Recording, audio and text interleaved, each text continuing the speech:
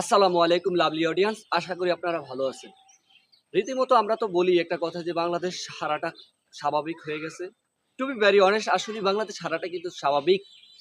কারণ যেই জায়গায় সিন্ডিকেটবাজিরা, যেই জায়গায় বাংলাদেশের শত্রুরা, বাংলাদেশের ক্রিকেট শত্রুরা যতদিন থাকবে ততদিন পর্যন্ত এরকম ব্যর্থ এবং ফ্লপ থাকবে, এটা কোনো ব্যাপার না ভাইয়া। দেখেন গতকালকে সেই জাকির আলী অনিককে নিয়ে আমরা অনেক সমালোচনা আলোচনা তুঙ্গে। সালাউদ্দিন তাকে সেই আবার সেই আগের জায়গায় নামাইছে। দেখেন ভাই, তাকে এত লুকানোর চেষ্টা করছে, কিন্তু সে তো স্বীকৃত একজন ব্যাটার। তাকে ৮ নম্বর পর্যন্ত নামিয়ে দিয়েছে। কালকে বাংলাদেশ ২০০ রানও প্লাস রান করতে পারতো, এরকম আমরা দেখছি প্রজেক্টের স্কোর।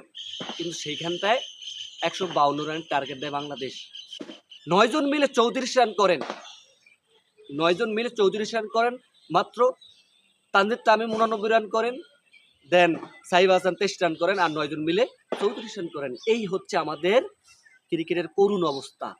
শুধু অ্যাওয়ে সিরিজ নয়, হোম সিরিজও আমাদের এরকম শোচনীয় পরাজিত হতে হয়, শোচনীয় সিরিজ হারতে হয় ওয়েস্ট ইন্ডিজের এগেনস্টে।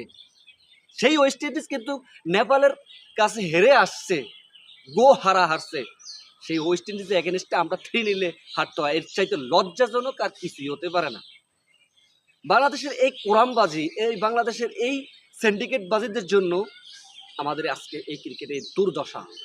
সালাউদ্দিন সাহেব তিনি কোন কিভাবে যেন তার মাস্টার ক্লাস করে আমাদের মাথায় তো ধরে না।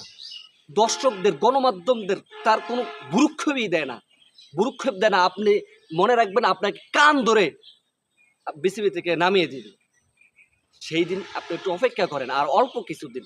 আপনি ওই যে আয়ারল্যান্ডকে আনবেন, আয়ারল্যান্ডের সাথে ওই মিরপুর ধান খেতে আপনি খেলা দিবেন, আপনি জিতবেন, আপনি সবকিছু বড় হয়ে যাবেন। বিষয়টা এরকম না। এই আমাদের করুণ দশা, এই আমাদের দুর্দশা ক্রিকেটের অবস্থায়।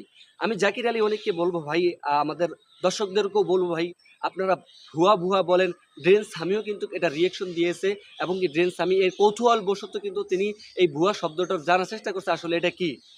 তখন ড্রেন্স আমি বুঝতে পারছি ভুয়া শব্দের অর্থ কি।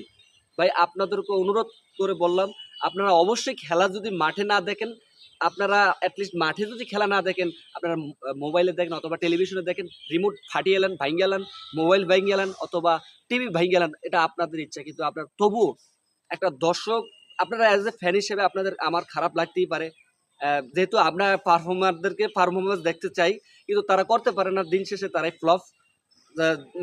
জাকির আলী অনেক কিছু করার নেই ভাই, তাকে তার কি করার, তাকে নামায় সে খেলে, কিন্তু পারে না।